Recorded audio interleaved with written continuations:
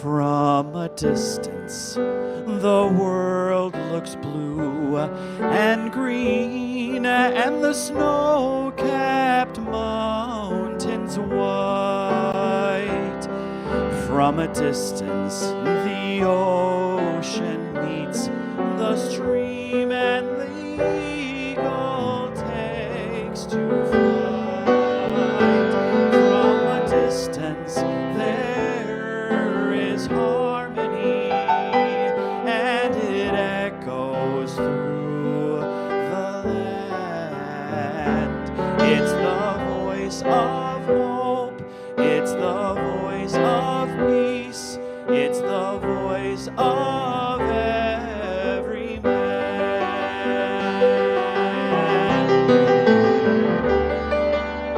From a distance, we all have enough, and no one is in need. There are no guns and no bombs and no disease, no hungry mouths to feed. From a distance, we are instruments marching in a common band, playing songs of hope, playing songs of peace. They're the songs of every man. God is watching us, God is watching us, God is watching us from a distance.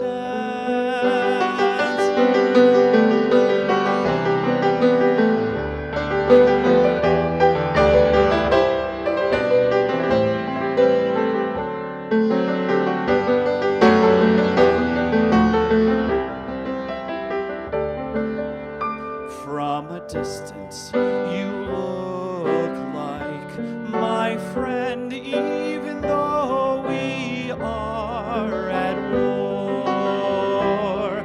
From a distance, I just can't comprehend what all this fighting is for. From a distance, there is harmony, and it echoes through the land. It's the hope of hopes, it's the love of loves, it's the heart of every man. It's the hope of hopes, it's the love of loves. This is the song of every man. And God is watching us, God is watching us, God is watching us from a distance. Oh, God is watching us, God is watching us, God is watching us from a distance.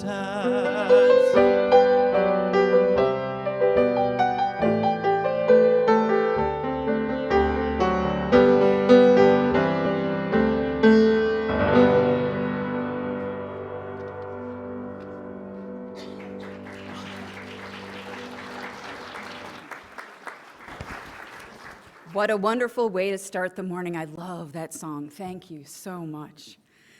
Good morning. I'm Natalie Fleury, and I am the president of your Board of Trustees, and it's a pleasure to serve as the Board of Trustees representative today. My pronouns are she and her. What a gift it is to be together today in this faith community that puts love at the center, to strive to be a joyful community committed to spiritual growth, inclusion, and justice. We especially note that a substantial part of our gathered community are those joining us from their homes or other places. Hi, Mom. Welcome, one and all. Our Unitarian Universalist faith calls us to take action for equity, justice, and right relations. In keeping with our UU values, we honor the history of the land on which we gather. What is now known as the state of Wisconsin is home to 12 tribal nations. And no matter where you are in this beautiful state, who's starting to show her fall colors, you are on the sacred ancestral land of an indigenous people. We are also mindful of our responsibility to continue to address racism, white colonialism, anti-Semitism, Islamophobia, homophobia, anti-LGBTQ+, and anti-trans rhetoric and actions, opposing violence and hate in all its destructive forms. For those of you in the sanctuary, I'd like to ask you to take a look at the announcements included in the order of service. Those of you watching online can find most of the announcements through the e-news in your email or on the UUCW website. Here are a few items of note. The nursery is open for children up to age 4. The activity table is available for anyone who might find it beneficial to have their hands occupied at any point during the service. For any newcomers or visitors, please stop by the newcomers table near the front door in the foyer after the service, or fill out the blue welcome form and place it in the offering baskets. We look forward to getting to know you. And if you're online and want more information, please email us at visitor@uucw.org. After the service, please gather in the community room and check out the hosted tables showcasing different groups and their roles in our church community. Representatives are ready to chat and answer questions, and there's a lot going on in the community room after the service today. In terms of other activities to be aware of, I'm going to touch on just a few. Item 3, there's a jewelry fundraiser in the community room today after the service, and a portion of the sales will benefit UUCW, and another portion will support the Hunger Task Force. There's also going to be a table if you're interested in information about going to the Dominican Republic this summer and helping to build a home for a family. There is the shoe fundraiser going on, so make sure that you're participating in any way that you can. There'll be a big event in November.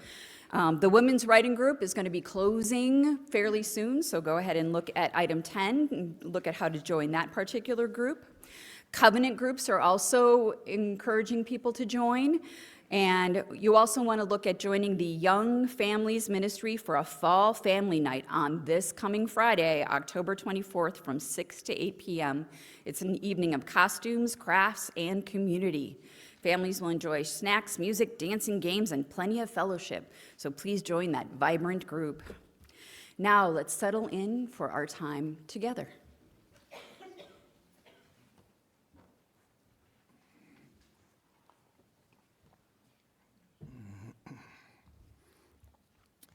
Committed to respond to the call of a wounded world, we join together this day with loving hearts, hands, and minds, embracing the interconnected web of water, air, and earth. We light a fire of sustaining hope, ever bright with love and justice. May we bring forth this day new wisdom, strength, and courage to create a new world, not of wealth, but of well-being, a world of new peace and abundance for all. As we give thanks for this earth, our shared and singular home, may we dedicate ourselves to its ongoing care, rising to the calls deep within us and all around us. May we respond today and always with courage and with love. Let us worship together. My name is Eddie Daniel, and I serve on the worship ministry team here at Unitarian Universalist Church West. Our team coordinates worship services when our minister, the Reverend Jill Braithwaite, is not in the pulpit. It is my pleasure to welcome back to our pulpit the Reverend Ron Ballew. Ron Ballew is an ordained minister in the Congregational Church and spent 20 years in parish ministry. He is currently the lead chaplain for the Black String Triage Ensemble, a group of black and brown classically trained musicians who gather to play classical music at crime scenes in Milwaukee. I love this idea. I've never heard of it before. He also serves as a Griot, a West African term meaning storyteller at America's Black Holocaust Museum in Milwaukee. Thank you for being with us today.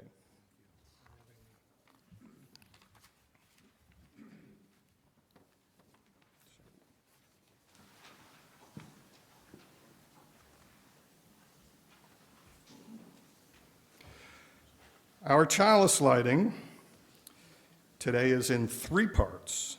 I will read the first part, Natalie will read the second, and then you will all join in for the third while Natalie lights the chalice. It is called Bold and Courageous Together by Erica Hewitt. The words of your section are printed in the order of service. If you are joining us from home, please feel free to kindle a flame of your own. The word courage comes from the Latin cor, which means heart. According to poet Mark Nepo, the original use of the word courage meant to stand by one's core, a striking concept that reinforces the belief found in almost all traditions that living from the center is what enables us to face whatever life has to offer. To encourage means to hearten, to impart strength and confidence. This is our work as a religious community, to encourage one another, to be bold in engaging the world around us, as well as what scares us internally, to give one another the confidence and heart to live as fully as possible. And now together, with full hearts, we affirm our relationships with one another. We recognize our agency and our connective power, and we accept our responsibility to be bold and courageous. We light this chalice, symbol of all that we are, all that we have done together, and all that we will be as our shared ministry encourages those within and beyond our walls. And now, please stand in body or in spirit as we sing hymn number 360, Here We Have Gathered.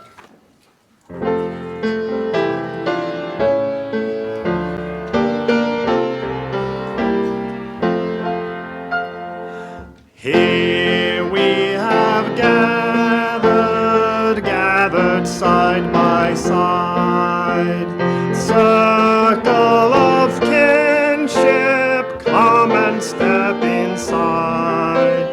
May all who seek here find a kindly word. May all who speak here feel they have been heard. Sing now together our heart's own song.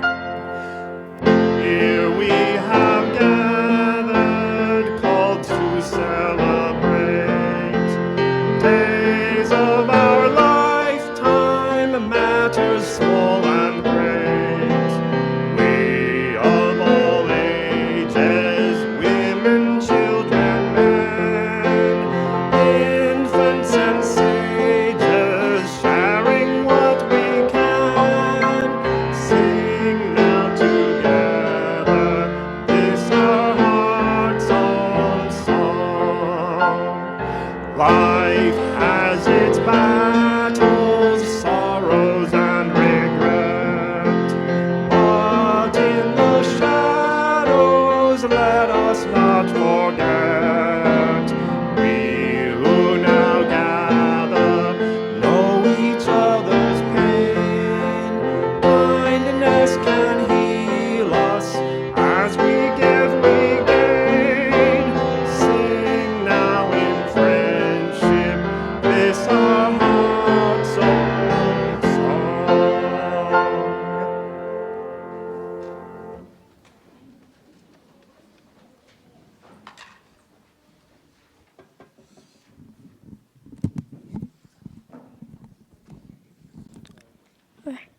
Hello, my name is Desmond. My dad, my brother, and I are part of the RE program here at UUCW.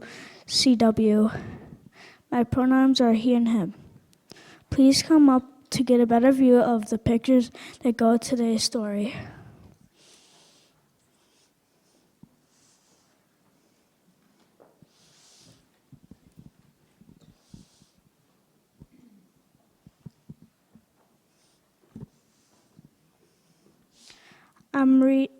Today I'm reading Come With Me, written by Holly McGee, published by J.P. Purim Sons. In it, we'll meet a young person scared by the news, reports of the hatreds and fighting going on in the world. Asking her parents what to do about it, I wonder what they'll say.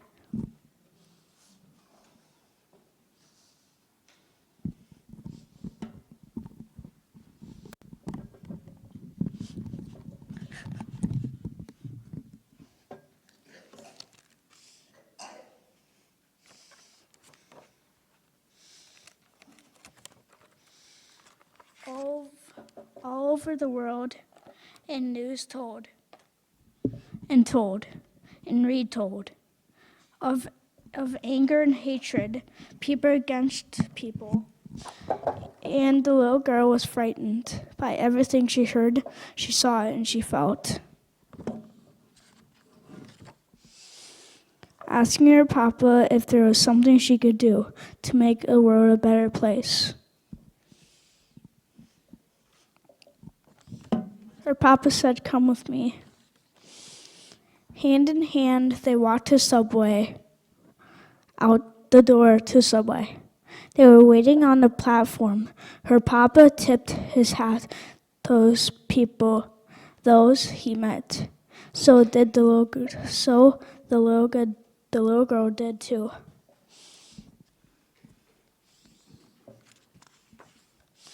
They rode the train through the tunnels in the underground. The girl and her papa were brave and kind. That day, they won a tiny battle over fear for themselves and for the people of the world.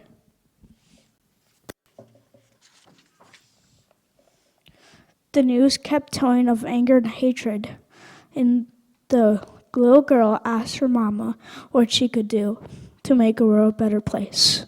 Her mama said, "Come with me." They went to the grocery store to buy some things for dinner.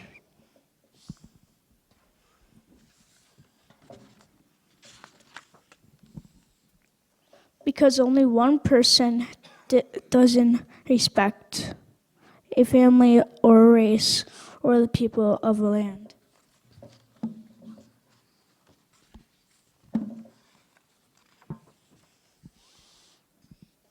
Her mama cooked, and the girl set the table piece by piece. As she always done. Plate in the middle, knife and spoon to the right, fork on the left, napkin by its side, water glass.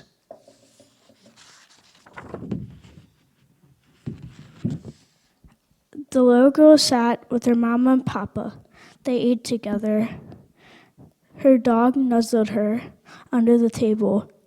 She scratched his head.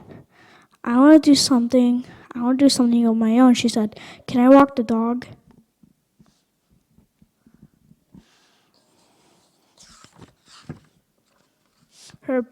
Her parents looked at each other, and they looked at their child. They let her go and sent a message to the world. They would not live fear. And when the little girl opened the door, the boy across the hall opened the door too. "Where are you going?" he asked. The little girl said, "Come with me, because two people are stronger than one.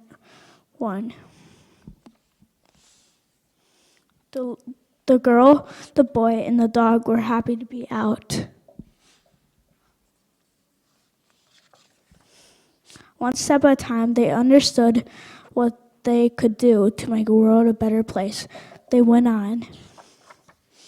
brave, kind, strong, and kind to one another and all living things.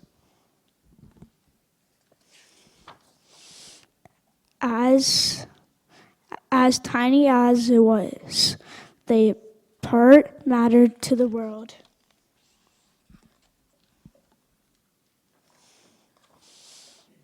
Your part matters too.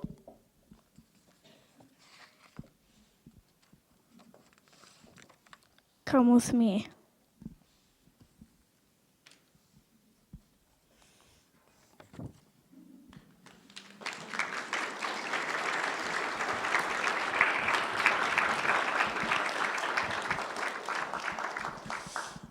Thank you for listening. It's important to go out to the world ourselves, not simply trust what we hear from others or through the media. We find that most people get along and help each other, but I finish here with a question. What will you do when that's not the case? When you see someone get picked on, being treated unfairly? How would you react to someone saying those things that are not true, or when they argue with you? What will you have the courage to do? Some of us have a chance to answer the question in our religious Eddee classes.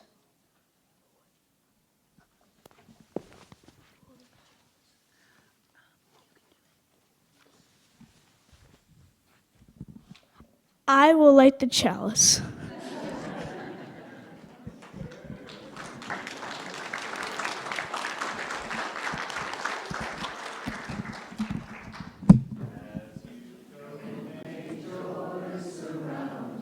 As you go, go in peace. Know our love is with you always. As you go, as you go, as you go, may joy surround you.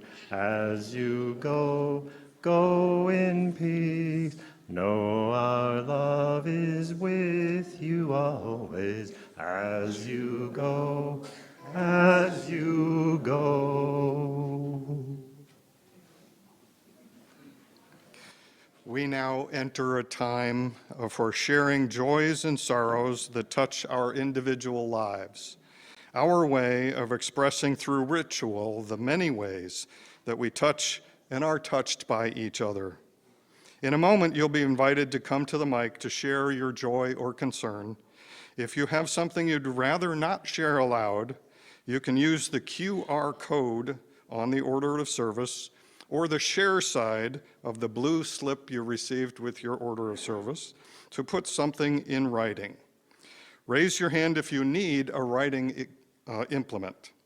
For those of you at home or anyone at other times during the week, you may use the link in our weekly e-news to let us know what's going on in your lives and your heart.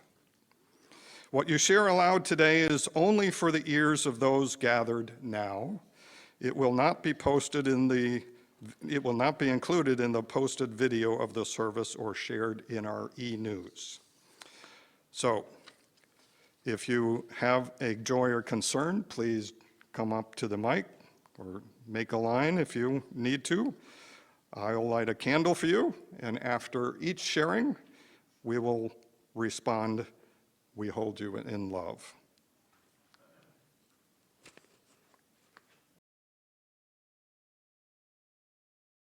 And now I'll light one last candle for those joys and concerns not shared, but deep in our hearts.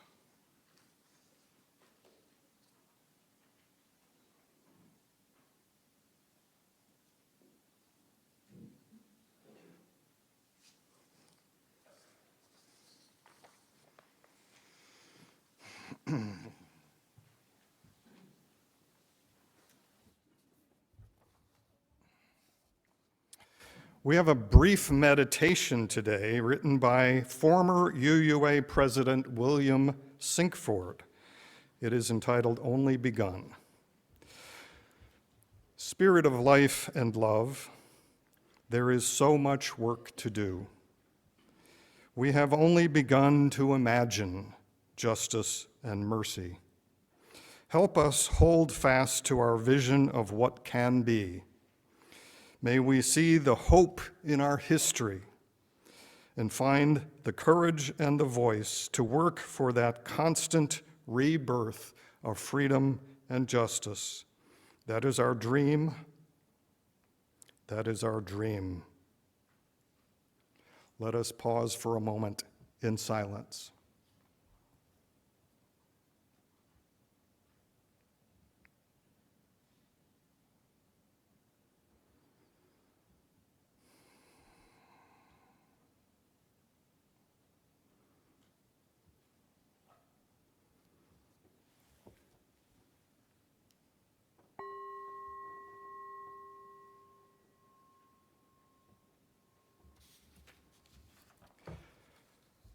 And now please remain seated as we sing our singing meditation, number 86, Blessed Spirit of My Life.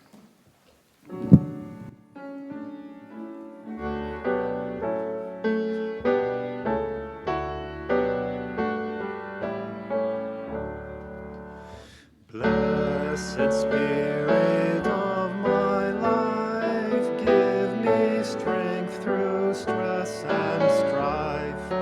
Help me live with dignity.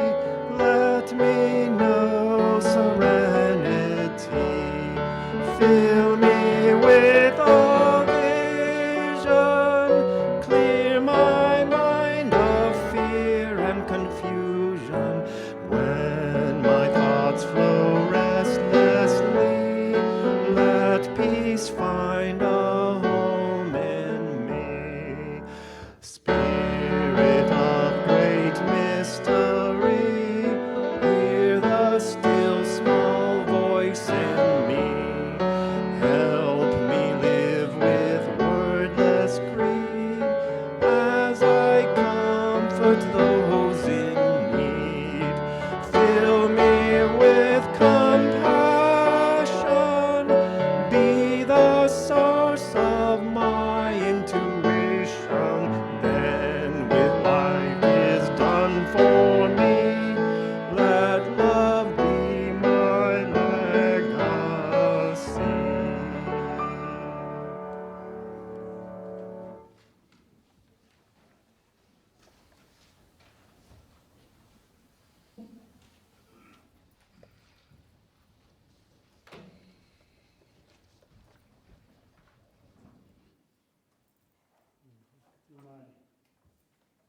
This is my Achilles heel. Can you hear me now? Yes. Can you? Oh, good, good. All right.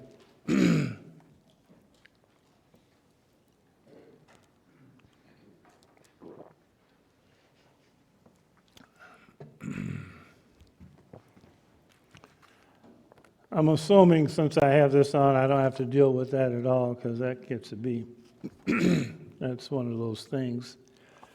I can move around, and let me get these bifocals adjusted first. So once I get them together, I'll be ready to roll.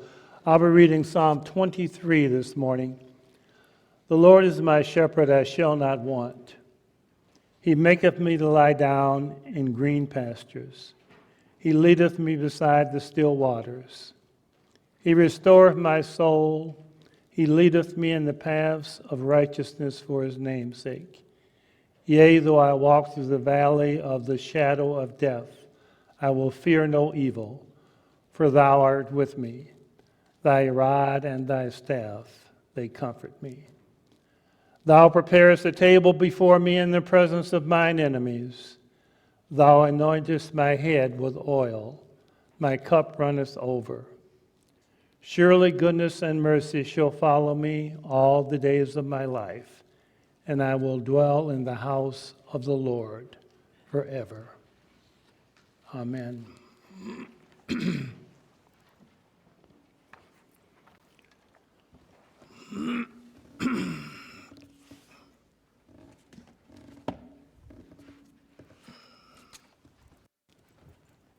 I'm almost 80 and I'm very old-fashioned and old ways here. So I got notes here and I watch some of the younger ones and they got a tablet or whatever that, and I say, God bless them. I'm glad they can manage all that. But this old dog still goes with notes. I have to say, when I walked in this morning and when I was still in the car and I was just drinking some coffee and I was thinking, what did I sign on to here? What did I say I was going to talk about? Courage keeps hope alive? Oh my God. Wow. Courage. And then this morning, I don't know if you all saw this, but I saw a young man right over here. I saw one of the bravest young men. He made sure that you all got that story. I'm a professional storyteller. He made sure you all got that story. Now, and look how young he was. He was doing it. That took courage. That's an example of courage. Courage, courage, courage. My friends, this morning, what I hope to do by the time I'm done, how much time I got? Some places say you got 5 minutes and you already burned out one. So, unfortunately, I was raised in the Black Baptist tradition, so I could probably go on for a long time, but I won't. I will not. What I hope to do this morning, though, is to remind all of us, because you all know, I see some gray hair out there. I see some hair not on some heads out there at all. Courage has to be fed. It's like anything else. Anger has to be fed. Now, if you don't believe me about anger being fed, you just listen to some of these politicians. And I'm not here as a Republican or a Democrat or an agnostic or anything like that. But listen to some of the words, the vile rhetoric that comes out that's feeding some of this stuff. We got a country that's completely shut down. We got air traffic controllers that are working at McDonald's because they're not being paid. Something's not right with this country. Something's shaking. Something is shaky. So I'm just saying, stuff has to be fed. If you don't feed the courage that you have already, then it's not going to feed you. It's like a body. And that's basically what I want to talk about a little bit this morning is what feeds that courage? Because without that courage, you're not going to be able to speak the truth to power that is already floating in the air. Yesterday, what a great time to be part of that demonstration. That was speaking your truth with your steps. That was speaking your truth with your body moving around and doing this and doing that. Speaking truth to power. But this is the deal, in my mind. Even before we feed that courage with truth and speaking truth to power. I spent 20 years as a professional interim, and I served 18 churches. And time again, what would happen in those churches, they'd call me in as an interim and say, Ronald, how long is this going to take? And I told them, first, baby, this is not McDonald's. This is certainly not Burger King or Queen. And you are not going to have it your way, baby. It's going to take a while to get this under control. So once they kind of got that. But the real deal that I noticed that most of the churches I served is that they were outside speaking their truth, but when it came time to have a council meeting, when it came time to have those table chats, nobody really wanted to look at that elephant in the middle of the room. And an elephant is heavy, baby. An elephant will break the legs on the table. An elephant will cause people not to come back to church. The more we ignore those elephants on the table in the middle of the room, the more we're tearing a church apart. I can tell you that because I witnessed it. I saw those churches that were just falling apart. We have to, if we're going to speak truth to power, we better know how to speak truth to each other. I'll say that again. If we're going to speak truth to power, we better be able to speak truth to each other. Because Dr. King told us in Chaos Our Community, in that book, he said we have some dark days ahead. We're in those days, folks. Okay? You ain't got time to get ready. Your later is now. The church's later is now. The church's later is right now. 2025, right now, today. Keep on marching. Keep doing what you're doing, speaking that truth to each other. So when you're out there on the line and someone comes up and says, "Why are you here?" you should not have any doubt in your mind why you're here. You're here because this is America and this is a democracy. A democracy. We have young people that really are not understanding the importance of standing up for democracy. That this country gives us freedoms that many countries and many people do not have. People are fighting to get here, and then when they get here, they find out that, wait a minute, some of these truths that I thought existed here, they're being torn down, they're being challenged, they're being called out. But what is the role of the church in 2025 in the midst of all this? What is the church's role?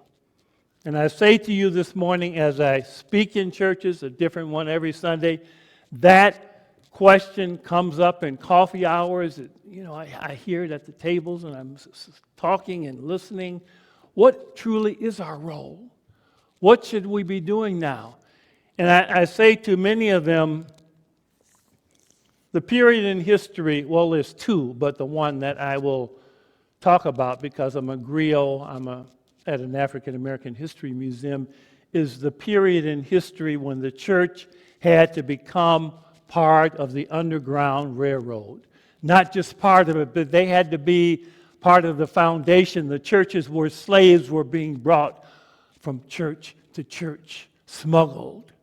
Think about, is there an analogy to what's happening now in America when people are when ICE is doing whatever ICE is doing? I mean, is there an analogy there today in 2025 to what was happening when slaves were being hidden and protected in churches? What is our role today as a church? Over the past 8 months, I have been reading and studying Julian of Norwich.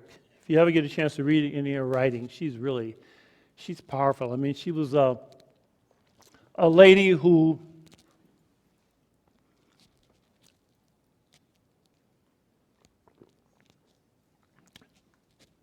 my wife, who I've been with almost 43 years, she said, "You better remember to drink that water, otherwise you're going to run out of voice." Anyway, Julian of Norwich, she lived a very simple life, Catholic persuasion on some level, but she had visions and visits from God. It may sound kind of hocus pocus if you're not into that, but anyway, she did. And doing these visits and visions that God would come to her, God would encourage her to speak her truth. God would say, once you find your truth. And some people today are still trying to find their truth. Once you find your individual truth, and you know what that is, because like the young man said, we see things, and we know that's not right. Left is still left, and right is still right. Racism is still wrong. Homophobia is still wrong. Treating people in a bad way is not necessary. But what God said to Julian was, Julian, she had to get fed by what she heard and find out other sources, whether it be writings, readings, songs, poems, like this young man fed me today. But his presentation and his reading of that story. It was so simple. And isn't that something, when I talk to people about truth and about being able to feed your courage, and the more you find that truth, it's those simple truths in life that feed us when we're in a situation where it seems like, why am I out here in the cold? It's raining, it's wet, it's Saturday, I could be doing so much more. And then that light will come on and you'll think back to something you read or someone who you were with. I'm here because it's a part of my truth, and I'm trying to get that truth out. I'm trying to speak that truth to power. Don't stop doing that. I've been honored to be able to work with Unitarian pastors, not just here, but in New York. I served there for a number of years. Your pastors lost their life for what they believed in. Okay? It's not just a few other denominations. I've read stories about you pastors who lost their lives standing up for truth.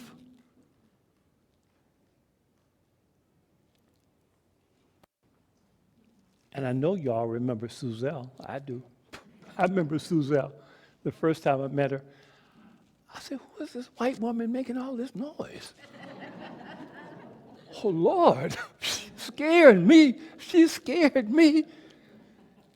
She was not just blowing her chops or making noise. That was her truth.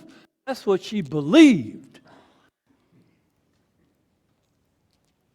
What is your truth this morning? What do you believe? What are you not willing to give up on? What is your non-negotiable? Is speaking your truth a non-negotiable in your life? Because if it is, that's going to feed your courage, your ability to be in a courageous mode, in a courageous act. Because you don't, let me be clear about one thing right now. AI ain't going to give you no courage. AI can help you write a paper, can help you with doing something. Hey, I don't even really have time for this, and just spit it into AI. But when it comes to the rubber on the road and the highway and the skyway and standing out there with a sign in front of you and someone saying, those people sure are silly standing out there holding those signs. AI ain't going to help you because you out there on your own. And you have to know when you're standing there holding that sign that you believe in that truth to the core of your existence. Not just outside in, but inside out. It's one thing to say, oh, they're looking good. Oh, wow, look at them standing on the corner, the horns blowing, you feeling good. The weather's nice. Yeah, that's cool. What are you feeling on the inside? As long as you feel as strong on the inside as they do, where they got a reason to blow their horn, they have a reason to come by, or they have a reason even to get in your face. God forbid, of course, nobody's going to do this in America, where you're going to get in your face and say, what you doing out there? What you doing? Say to me, black boy, what you doing? Nigga, what you doing? Okay? I'm almost 80. I didn't heard a whole lot of words. Okay? Which I won't share, but I don't believe me, when you get been black in this body, in this country, all these years, you done heard a whole lot of words. All right? I'm telling you now. So find out what your core belief is as it relates to your truth. What are you willing to be non-negotiable about? Is truth-telling one of those things? Because sometimes people will say, you know, Ron, I think you, but I like you, but, you know, you move around, you talk a little bit, you know, I mean, but I ain't going to negotiate. That's who I am. Be who you are. Be yourself. Believe in yourself. Speak your truth to each other first and then to the outside. If you're speaking your truth to each other, then when you go outside to do it, you'll be able to do it much easier. That conviction will come out. What gives people even the audacity or the thought?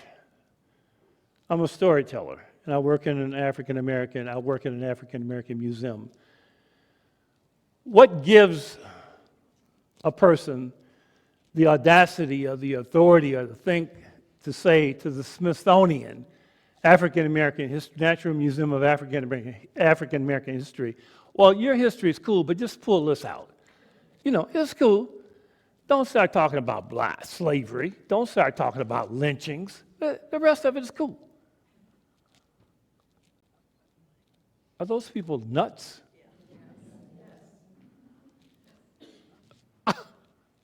Do they think for an instant that even if we took it out, that would change the mentality of America today towards some people?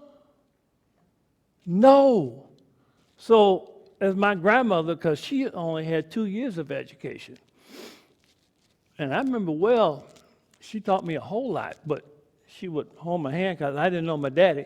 It was my grandmother and my mother, and she would tell me stories about lynchings that she saw. There was a song years ago Billie Holiday did called Strange Fruit. My area of expertise in museum and African American history is lynching. That's what I've studied intensely. And so I know a little bit about it. Not much, but a little bit.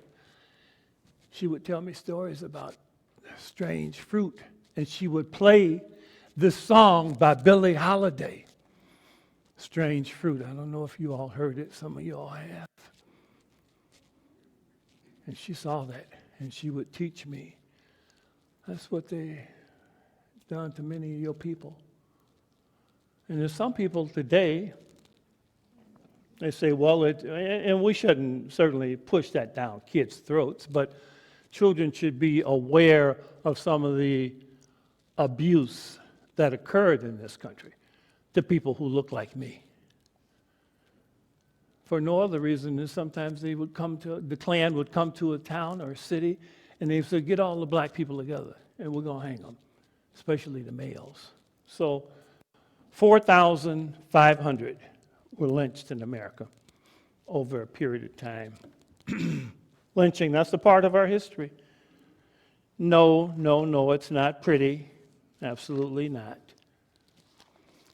But I want to, before I go any further, remind you all, at this point I can't say strong enough and long enough that Dr. King told us that there would be dark days ahead. Dark days, dangerous days, and difficult. Now, maybe that is not the America that you see, but that's the America that I see. Very dangerous on many fronts, difficult on many fronts, and sometimes that can be discouraging. But that doesn't mean you don't still speak your truth among one another, and it doesn't mean that you don't speak your truth to power. Because if you stop doing it, and as far as telling the truth, I had a young man, I do a fair amount of mentoring, and the young man said, Ronald, I said, what is it? He said, I got a hard time. I said, what is it? He said, well, truth, not him, but his son. His son's 10. He said his son doesn't always tell the truth. And he said, it hurts him. It hurts him. And he didn't know where to start. Now, I don't really know where. I mean, I got 10 grandchildren. But I told him, I said, truth is taught and learned. Truth, especially with kids. They see it or they don't see it. They learn it or they don't learn it. So make sure when you're at home at the dinner table, you're speaking truth to the kids, to each other, so that kid will always hear this is the truth, this is a lie. Call a lie, because that's what it is. And if kids see that, they're going to believe when they hear something that's not true, they're going to say in their mind, that's a lie. That doesn't mean they're going to get a gun and shoot somebody, for God's sake. But it does mean that you will have raised them with that strength of understanding and being well enough to say, hey, what that person is saying to me is not the truth. We have to continue in our journey to feed our courage. Courage is not going to work out in your life without you feeding it. So find those ways that those things, those people, those sayings, those prayers that will feed you as you become more and more of a truth teller, as you become more and more of a truth seeker. And that's the other piece of it is, and this is, I'm not saying this tongue in cheek, but in life, because I'm an old man now, I've seen a lot, and I get more days behind me than I got ahead of me, and I know that's neither here nor there. There's certain things that I seek out, and I seek out people that are honest, that have morals, that are truth tellers. The more we do that, then the more we're going to be supported on our journey to tell the truth to each other and to speak the truth to power. It's not easy. It never has been easy. It never will be easy. But that doesn't mean that we still don't need to be on that journey toward truth. And that is the same journey that we take toward peace. And that is the same journey that we take toward love. And that is the same journey that we take toward being a community of believers that not only come together, but we seek truth together. And not only seek truth together, but we are willing to say that what we're hearing from some corners of our society is not the truth. I want to close with a few words from Dr. King. He wrote so much, but Martin Luther King Jr., Companion, this is the book I usually keep in my car. No, I should have a Bible in my car, I guess. I think I got it in the trunk, but what can I say? I'm just trying to be honest here. This is one of those books that I read quite a bit, and it's full of stories, some stories and sayings that have been shared by Dr. King's children and Coretta Scott King. But I'll close with this one. And the reason why I selected this one is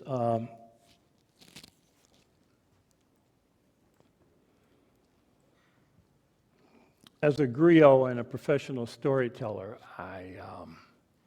when people come to our museum, they said, Ron, what keeps you going? Because they want, you hear all the news about certain people saying to the Smithsonian and to other African American museums, just take that part out. You'll be all right. Don't worry about it, Ron. Just don't talk about slavery.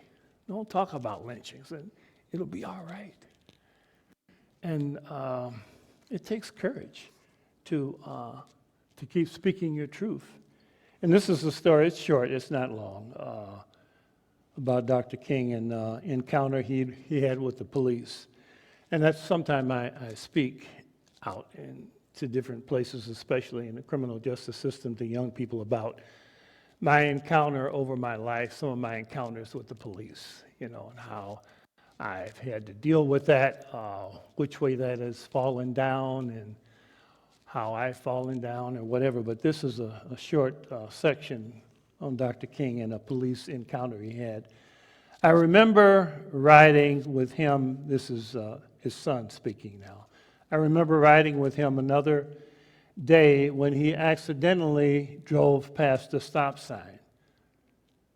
A policeman pulled up to the car and said, "All right, boy, pull over and let me see your license." My father replied indignantly, "I'm no boy," then pointing to me in the back seat, "That's a boy. I'm a man. And until you can call me one, I will not listen to you." The policeman was so surprised and shocked that he wrote the ticket nervously and left and did not say a word to Dr. King. What can I say?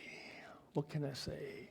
Sometimes, like America and collectively, a lot of us are upset as a people being a part of the American fabric. We get tired. We get tired sometimes of the mistreatment. We get tired sometimes of the indignity when we are part of the country too. And that was one of those times that he had just, this was Dr. King now. He was human though. I mean, don't put, I encourage people, and I always did when I was serving parishes, don't put those people you love, don't put your heroes up on a pedestal, because that's a short space and you could fall. And if we fall, and we do, I know I've fallen down. My wife was almost killed in a hit-and-run accident 3 years ago. And they still haven't caught the person that did it. You know, I mean, so we have situations that happen in our lives that just kind of, we fall down, but then we get up. We fall down. Thank you.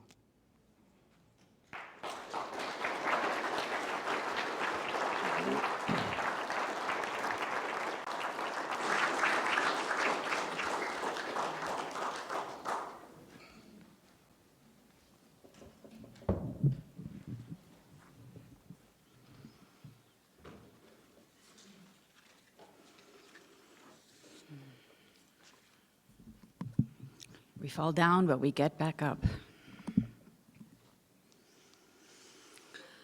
Right. So UUCW's Split the Plate program shares half of all undesignated offerings each month with a nonprofit partner, supporting our UU values, advancing social justice, and serving our community. Our partner for October is Pets for Life. This organization reaches out to people, especially families, in Milwaukee neighborhoods who would like to have a pet but worry about the expense. Here is a video created during the height of COVID-19, a time that revealed the struggles facing Milwaukee's 53206 community. Years later, many of these challenges remain, but so do the strength of the people and the support of programs like Pet for Life.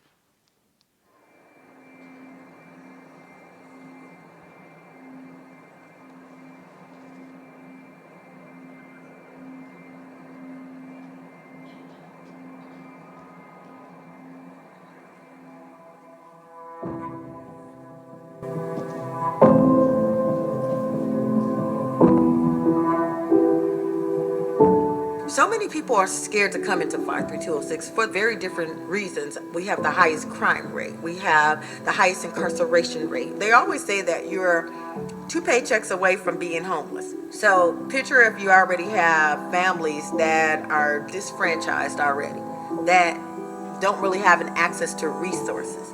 Now you have COVID, that now you can't go and get things that you really need for your family. It's like having people in a prison cell. You're scared, you're angry, you're confused. You're hearing everybody around you dropping dead. And then when you're hearing that unemployment is not giving anyone money because it's backed up by the millions and systems were crashing, it makes you upset because now this family or this person doesn't have access to something basic.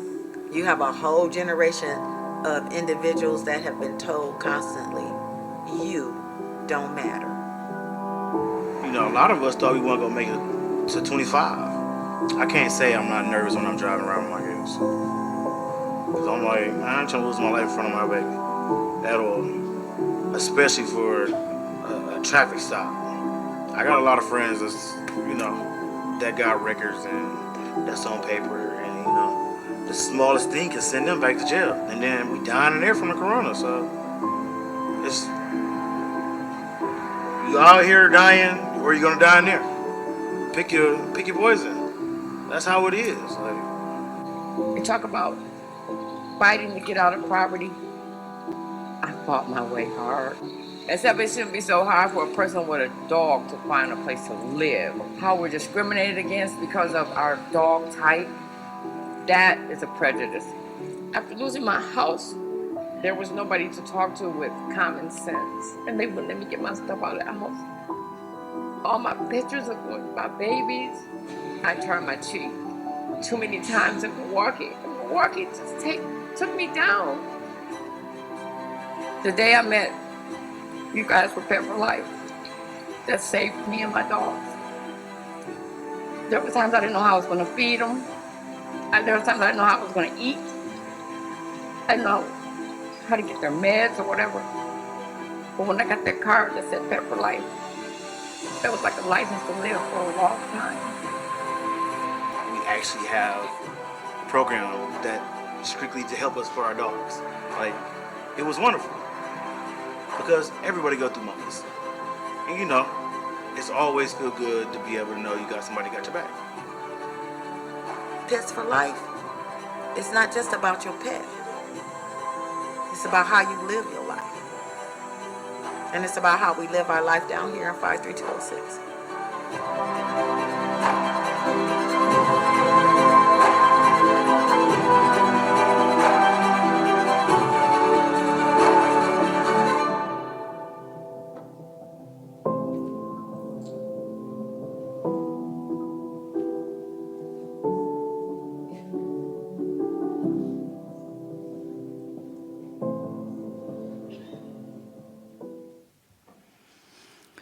To do your part, go to the UUCW website Donate tab and select Split the Plate from the menu provided.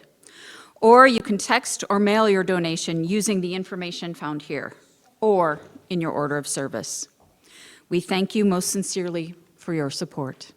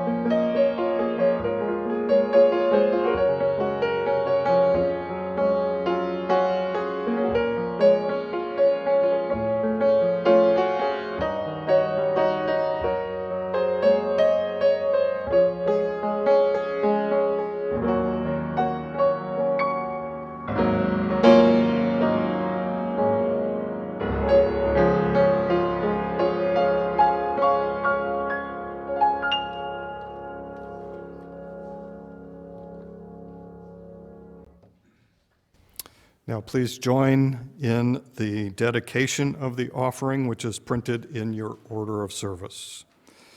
To the work of this community, which is to ground ourselves in love and joy, and to act for inclusion and justice, we dedicate ourselves and these offerings. And now please stand and sing hymn number 148, Let Freedom Span Both East and West.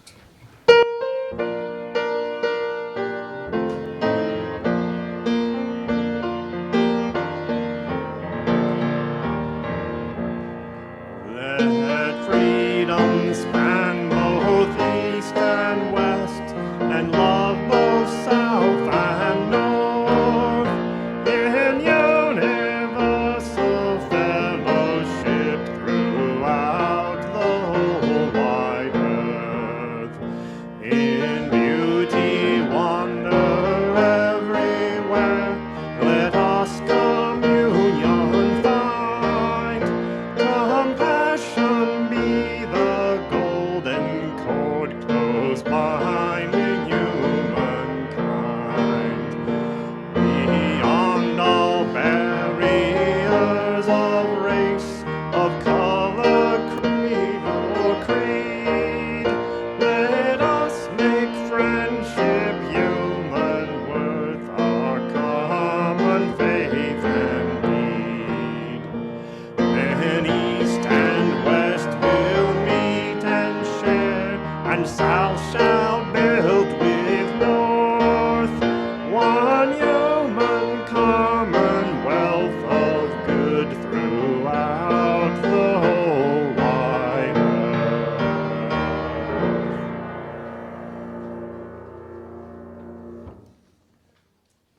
Our closing words are adapted from May Our Faith Sustain Us by Jim Wickman. May our faith sustain us, our hope inspire us, our courage impel us to action, and our love surround us as we go our separate ways, knowing that we will gather again in this beloved community. Amen.